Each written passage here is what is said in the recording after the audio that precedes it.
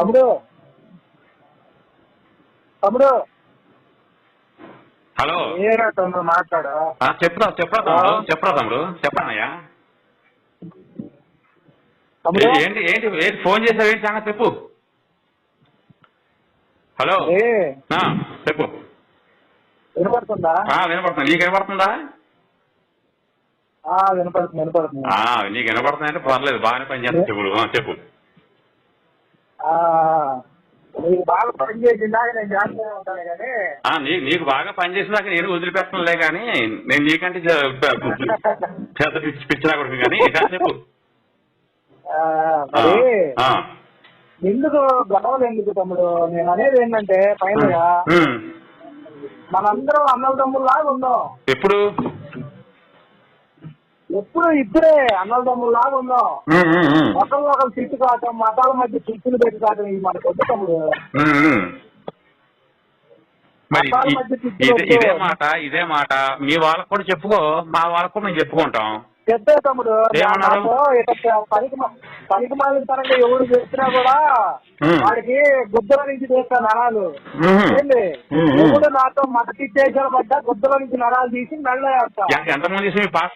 కావాల్సింది ఏంటంటే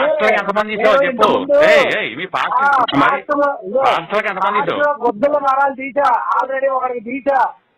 ప్రచారాలు చేసి ఏ పార్టీ నీకు చెప్పాలా? గుద్దల నరాలు తీసా అది యూట్యూబ్ లో కూడా వచ్చింది. నీకు మొత్తం డీటెయిల్స్ సాయంరాజు హిందూ దేవుని తిరుగుతా ఉన్నాడు. తిరకపేటలో ఉంటాడు. తిరకపాటలో సాయంరాజు అదే బాబు, నువ్వు న్యాయంగా నీతిగా ఉంటే మంచి అయితే ఎవడైతే సాయంరాజు గారు హిందూ దేవుడు ఏడుస్తున్నాడు,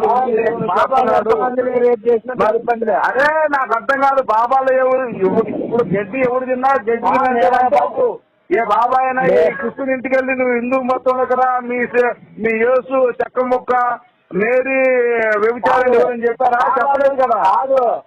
బాబాలు ఎంతమంది రేప్ చేసిన బాబా రాత్రి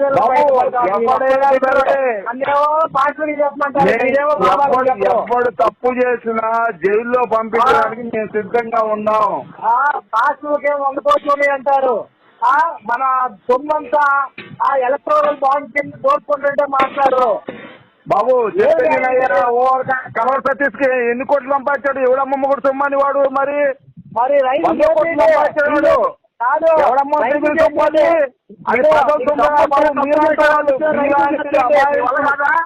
మీలాంటి అమాయకులు డబ్బులు ఇవ్వబట్టి వాడు కోట్లు సంపాదించి రాష్ట్రాన్ని శాసిస్తున్నాడు వాడు. మరి వాడికి మీది అవును, మీరు బంగారపు కొట్టు కదా? అవును. ఇప్పుడు లైన్ లోకి వచ్చారు. మీతోనే మాట్లాడదాం అనుకుంటున్నా నేను. చెప్పు. నేను అనేది ఏంటంటే అండి, మీరు కొంచెం పద్ధతిగా మాట్లాడుతున్నారు. పద్ధతి కళ్ళతో నేను చాలా పద్ధతిగా మాట్లాడతానండి. లేదు తమ్ముడు, ఇప్పుడు న్యాయం అనేది ఉందనుకో, ఎక్కడైనా న్యాయాన్ని స్వీకరిద్దాం. అన్యాయం ఉంటే ఎక్కడైనా అన్యాయాన్ని ఎదురిద్దాం. ఇప్పుడు బైబిల్ పరిశీలిద్దాం రా. మరి బైబిల్ తెలుస్తుంది. బైబిల్ చెప్పేదేనండి. బైబిల్ అయినా ఏ మత గ్రంథం అయినా తప్పుంటే తప్పే. Right, very good. ఏ మత గ్రంథం అయినా సరే తప్పు తప్పే.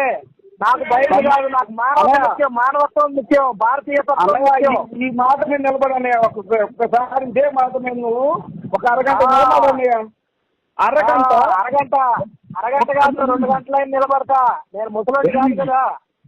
వెరీ గుడ్ అన్నయ్య.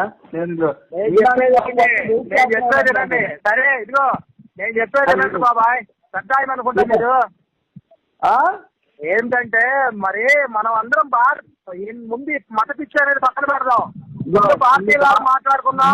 ఆలోచన నాకు అర్థమైంది. గోపి గారా, నా కడుపులో మంట అంతా, నా గుద్దలో మంట అంతా ఏంటంటే, హలో, ఇక్కడ భారతీయుల్ని వేరు చేసి మతాల మధ్య చిట్టు పెట్టి ఎవడో ఒకటి తప్పు చేస్తే వాడిని ఏం పీకటం చేతగాక అందరికీ అంతగట్టి ముస్లింలు అంటారు, క్రిస్టియన్లు అంటారు, హిందువులు అంటారు. మనందరం పార్టీలు అనేవాడు ఒక్కడు కూడా పెట్టాలా? నువ్వు మాట్లాడేది పార్టీలతో కానీ విశ్వాసులతో ఎవరు ఎప్పుడైనా మాట్లాడామా? విశ్వాసులు ఎవరిని ఎప్పుడైనా తిట్టామా? దగులుబాజీ పాత్రలు మాత్రమే తిడతాం మేము. మంచి బాబాల గురించి దగులుబాజీ బాబాల గురించి బయట పెట్టు కాదంటే దగులుబాజీ బాబాలను మీరు పోషిస్తున్నారు, పాస్టర్లు మేము పోషిస్తున్నాం. దగులుబాజీ పాస్టర్లు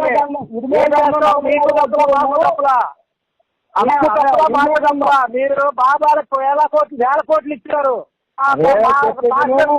సతీష్ కుమార్ తప్ప ఎవరిని చూపించలేరు. సతీష్ కుమార్ ఏంది, రంజీ చౌదరి ఏంది, ప్రవీణ్ పగడాలు ఏంది, పిడి సుందరరావు ఏంది, పిడి సుందరరావు కొడుకు ప్రసన్నబాబు ఎంతమంది కాలేజీ అమ్మాయిలతో సెక్స్ చేయలేదు. అతను రంజీ చౌదరి చెప్పాడు కదా, నా మీద చాలా మంది అమ్మాయిలు వచ్చి పడుతుంటారు ఏమోనండి అవన్నీ నాకు తెలియదు అన్నాడు కదా. మరి వాళ్ళందరిని ఎందుకు నువ్వు అంటలేదు? బాబాలు ఉన్నారనుకో, బాబాలు తప్పుడోడేనండి.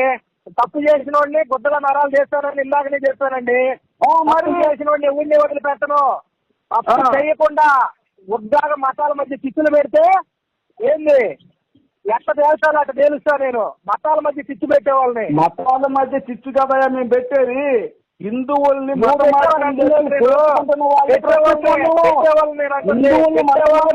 దోచుకునే వాళ్ళని ప్రశ్నిస్తున్నాం మేము అంతే. తప్పుగా ఖండిస్తున్నాం. తప్పును ఖండిస్తాం. తప్పైతే తప్పును ఖండించండి. తప్పును ఖండిస్తే మంచిదేగా. మరి తప్పుగా ఇప్పుడు జేబు దొంగ ఉన్నాడన్నా, అరే జేబు దొంగ పొరుసు కొట్టేసిపోతున్నా అని చెప్పి అందరూ తప్పైతే నేను అదేనండి తప్పు అని చదువుదాం. తప్పు లేకుండా తప్పు అనొద్దు అంటున్నా. మరి తప్పు లేకపోతే ఎందుకంటామండి? ఇగో తప్పు లేనివాడిని విను. ఆమోసు 7వ అధ్యాయము 17 నుంచి 18. హనుమంతరావునా ఉద్దేశించి తెలిసినది ఏమనగా, మీ భార్యలు వేసులగురు, మీ పిల్లలు నేల చేసి కొట్టబడుతురు, మీ పిల్లలు ఖడ్గము చేత కొట్టబడుతురు, మీరు అపవిత్రమైన అనుకుంటానండి. బైబుల్ బాగా నాలెడ్జ్ ఉంది, బైబుల్ బాగా చదువుతారు అనుకుంటా. అన్నయ్య నేను పాస్టర్ అన్నయ్య. అవునా? ఆమోసు 1-7 యెహోవాకు వినని తల పగలగొట్టు, యెహోవాకు వినని వారిని తల పగలగొట్టి చంపండి. వారు తప్పించుకొని పాతాళానికి వెళ్ళిన ఆకాశంలో ఉన్న చెయ్యి పట్టుకొని అప్పటికొస్తారు. ఒకవేళ సముద్రంలో ఉన్నా గానీ వాళ్ళని తీసుకొచ్చి దేవుడు. ½ లీటర్ దంతం తీసుకున్నా, ఇవ్వాలి. మళ్ళీ వస్తా, ఫోన్ పే కొడతా. ఫోన్లో ఉన్నా కొంచెం. అన్నయ్య సావకాశంగా విను. హలో అన్నయ్య సావకాశంగా విను. బాబాయ్ నేను చెప్పేది బాబాయ్, మాది విజయవాడే బాబాయ్. మేము కర్ణాటకలో ఉన్నా గానీ మాది విజయవాడ పట్టణంక బాబాయ్. అంత ముందు నేను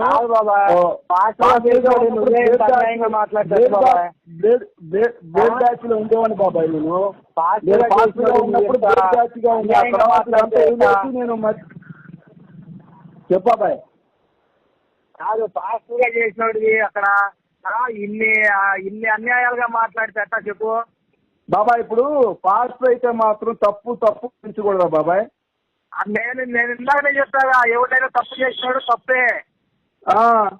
బాబాయ్ ఆమోసు 3వ అధ్యాయము 1-13 చూడు.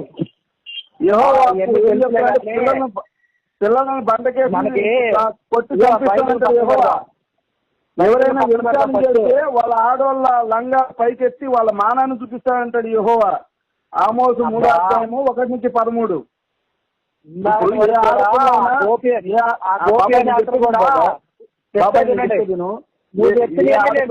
నాకు నాలెడ్జ్ ఉంది, బైబుల్ నాలెడ్జ్. కొత్తగా చెప్పమాకండి నాకు.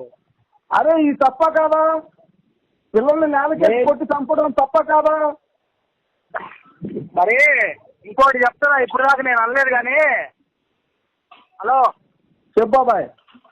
శంభూకుడిని రాముడు ఎందుకు చంపాడో మీకు తెలుసా? సరే నేను చెప్పనా బాబాయ్? చెప్పు దానికి. వింటావుగా? ఇంటా. రైట్. ఇప్పుడు వాస్తవంగా గరికపాటి గారు మొన్న ఒక విషయం చెప్పారు నాకు. ఏమని? మన గ్రంథాల్లో కొన్ని ప్రత్యుత్తాలు చొప్పించారు. శంభూకుని వద జరగలేదు.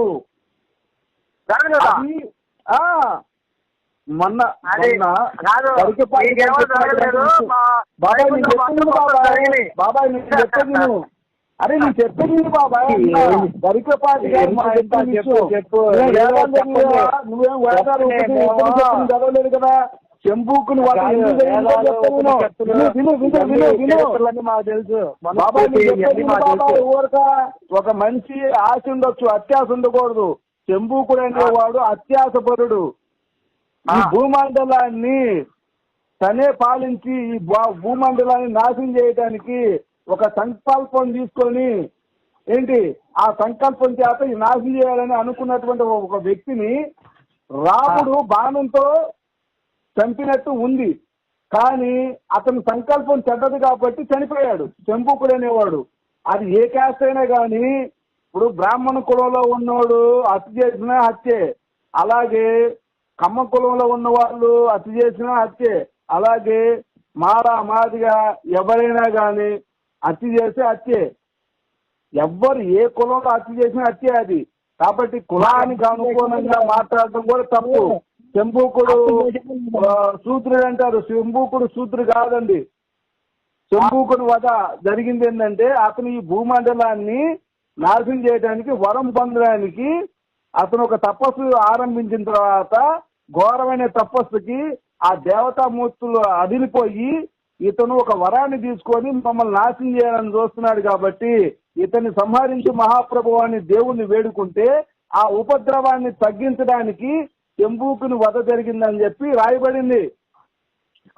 అదే అనుకూలంగా మీకు అనుకూలంగా రాయబడింది. మాకు అనుకూలం. ఇప్పుడు పుస్తకాలు మాకు అనుకూలంగా నీకు అనుకూలంగా ఉండదు తమ్ముడు. బాబాయ్ వేదాలు అందరికి అనుకూలం. వేదం కానీ రామాయణ మహాభారతం కానీ మానవాళికి అందరికీ ఉపయోగం, అందరికీ సంబంధించింది. అది ఏ ఒక్కరికి సంబంధించింది కాదు. వర్ణాలు లేవండి. వర్ణ వ్యవస్థ ఇక నువ్వు బైబుల్ ముందు తెలుసుకుంటే వర్ణ వ్యవస్థ కాడికి వెళ్తాం మనం. అది కూడా చేద్దాం. ముందు వర్ణ వ్యవస్థను తెలిస్తే అట్లా రాముడు చంపింది న్యాయంగానే చంపిండు, లేకపోతే శూద్రులు బ్రాహ్మణులు వర్ణ వ్యవస్థ ఉంది కానీ కులాలు లేవు. వర్ణం చెప్తే విను. వర్ణ వ్యవస్థ చెప్తే విను. 4 వర్ణాలు ఉండి నువ్వు చదువుకొని బాగా బుద్ధిమంతుడిగా ఉండి నువ్వు విద్య నేర్పితే నువ్వు బ్రాహ్మణుడివి. లేదు నువ్వు వ్యాపారం చేస్తే నువ్వు వైశ్యుడివి, కష్టం చేస్తే శూద్రుడివి, రాజ్యాన్ని పరిపాలిస్తే క్షత్రుడివి. నీ చేసే పనిని బట్టి నీ దగ్గర ఉన్నటువంటి విద్యను బట్టి నీకు వర్ణ వ్యవస్థ వస్తుంది. మరి అప్పుడు శూద్రుల్ని మరి చదువు కానియకుండా దూరంగా ఊర్లకి మొళ్ళకి ముడ్లు తాటా కట్టారు, చెవుల్లో దేశం పోశారు. చెప్పేది అది ఎవడో ఒకడు చేస్తే చేసుండొచ్చు, కానీ అందరికీ ఆపాదించడం చాలా తప్పు. ఏదో ఒక అందరికి ఆపాదించడం తప్పు కదా. మేము పాస్టర్లు ఎవడైతే పాస్టరు దశం భాగం తింటున్నాడో, ఎవడైతే పాస్టరు అమాయకుల జీవితాలతో ఆడుకుంటున్నాడో వాళ్ళకే ఫోన్ చేస్తున్నాం. మేము వాళ్ళనే ప్రశ్నిస్తున్నాము సహేతుకంగా.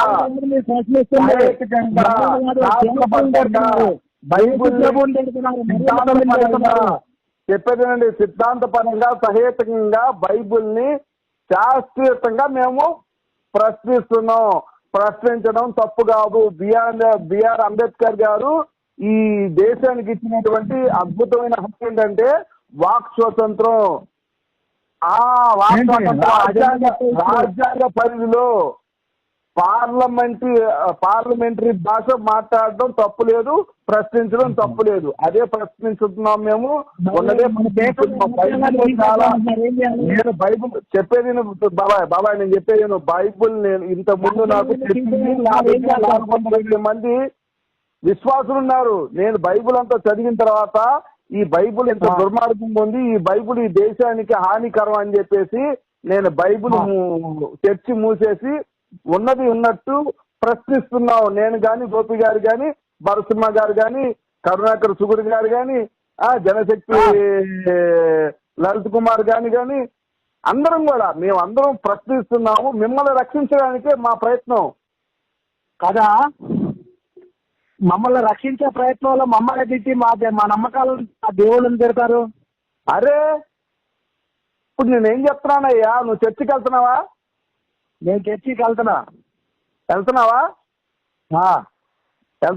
నువ్వు హేతువాది కాదు, నువ్వు క్రైస్తవుడేనా? నువ్వు దేవుడిని నమ్మలేదన్నాడు కదా గోపి అన్న. ఏమన్నా అంటే ఆయన దేవుడిని నమ్మడంట అని చెప్పాడు. దేవుడిని నమ్మడని ఆయన గోపి అన్ని అబద్ధాలు చెబుతున్నాడు. సరే మీరు దేవుడిని నమ్ముతారు కదా. అతను దేవుడిని నేను చెప్పేది బాబాయ్ నువ్వు దేవుడిని నమ్ముతావు కదా. నేను దేవుడిని నమ్ముతా, మనిషిని నమ్ముతా. ముందు రైట్. బైబిల్లో దేవుడు ఎవరో చెప్తావా? బైబిల్ గురించి అనవసరం కానీ దేవుడు ఎవరు అర్థదిడ్డంగా మాట్లాడకు. ఇక్కడ మనం సహేతుగా మాట్లాడుకున్నాం. అన్నదమ్ములుగా మిమ్మల్ని రక్షించడమే మా బాధ్యత. మేము పాస్టర్ అందరిని కూడా నేను ఒకటే చెప్తున్నాం, వాళ్ళందరూ వాళ్ళ పని వాళ్ళ భార్య బిడ్డలను పోషించాలనేది మా ఆలోచన. వాళ్ళు చదువుకున్నారు, వాళ్ళు పని చేయగలరు, చేసుకోగలరు. వాళ్ళ కష్టంతో వాళ్ళు బతకాలి కానీ విశ్వాసుల కష్టంతో వాళ్ళు బతకూడదు అనేది మా ప్రయత్నం బాబాయ్. మరి నువ్వు అన్నమాట మంచిదే, కానీ 1000 కోట్లు ఎలక్ట్రల్ బాండ్స్ కింద మనకి 1000 కోట్లు నష్టం వస్తుంది. నష్టం ఉందా? కేసై ఏదైతే నీ ప్రయత్నానికి నేనైతే ముఖ్యంగా ముందుకు వస్తానో మా హిందూ సంఘాలన్నీ కూడా ముందుకు వస్తాయి. భారతదేశం బాగుపడుతుందంటే నీ తరఫున మేము ముందుకు వస్తాం బాబాయ్. మా కుల మతాలతో పని లేదు. ఈ దేశంలో పుట్టినటువంటి ప్రతి వ్యక్తి బాగుండాలని కోరుకునేటువంటి వాళ్ళం మేము. నీకు ఏదైతే అన్యాయం జరుగుతుందన్నావో, ఏదైతే ఆ బాండ్లు అవుతుందన్నావో, ఎంతవరకు ఉందో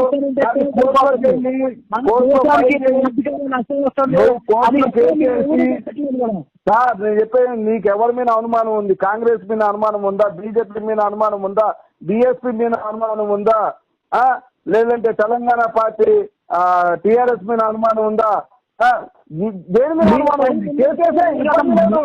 వైసీపీ మీద అనుమానం ఉందా? టీడీపీ మీద అనుమానం ఉందా? ఇబ్బంది లేదు. నీకు భారత రాజ్యాంగం ఒక హక్కు ఇచ్చింది. ఆ హక్కును ఉపయోగించుకో. 10 మంది బాగుపడతారు కదా నీ తరఫున. అన్యాయాన్ని ప్రశ్నించే హక్కు నాకు రాజ్యాంగం ఇచ్చింది. నేను అంటుంది అదే నువ్వు ఇంత ముందు కూడా బాండ్లు అంటున్నావు. అది ఆ బాండ్లు ఏంటో నాకు తెలియదు. నేను అంత చదువుకున్నావు కాదు కాబట్టి ఆ పని నువ్వు జరిగినా నేను బైబిల్ గురించి అడుగుతారు. మన దేశంలో ఏం జరుగుతుందో తెలుసుకోలేకపోతున్నారు. కాదు బాబాయ్, నీ అంత నేను చదువుకోలేదు కదా. చదువుకునేది ఏంటంటే న్యూస్ చూస్తే అర్థం అవుతుంటే 1000 కోట్లు మాయమవుతున్నాయి. 1000 కోట్లు మాయమైతే అది సుప్రీంకోర్టు చూసుకుంటే కేసు అయ్యి. నేను చెప్తా విను. ఇప్పుడు బైబిల్లో దేవుడు ఎవరు అని నేను అడిగా. నా ప్రశ్న ఇది బాబాయ్ సూటిగా. నువ్వు చర్చికి వెళ్తావు కాబట్టి నా అన్నదమ్ముడిగా నేను అడుగుతున్నా బాబాయ్ నిన్ను, బైబిల్లో దేవుడు ఎవరు? నాకు ఈ దేవుళ్ళతో పనిలా. నాకు సాటి మానవులు వాళ్ళ కష్టం వేస్ట్ అవ్వకుండా భారతదేశం సురక్షంగా ఉండాలా.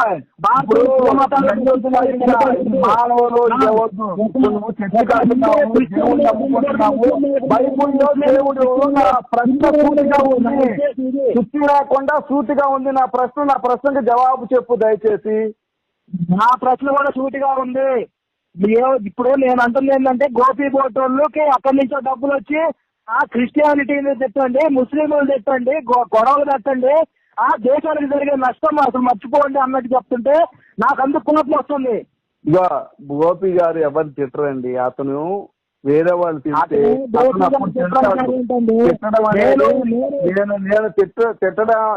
బూతులు తిట్టడం అనేది నేను ఎలా చేయను. ఇంకొకటి ఎవరైనా అసహ్యంగా తిడితే కూడా నేను కూడా రియాక్ట్ అయ్యి తిట్టాల్సి వస్తుంది. నేను అట్లా ముందుగా అలాగే ఆయన ఇంకా ఆయనకి ఆ సహనం నశించిన తర్వాత బూతులు వస్తాయి.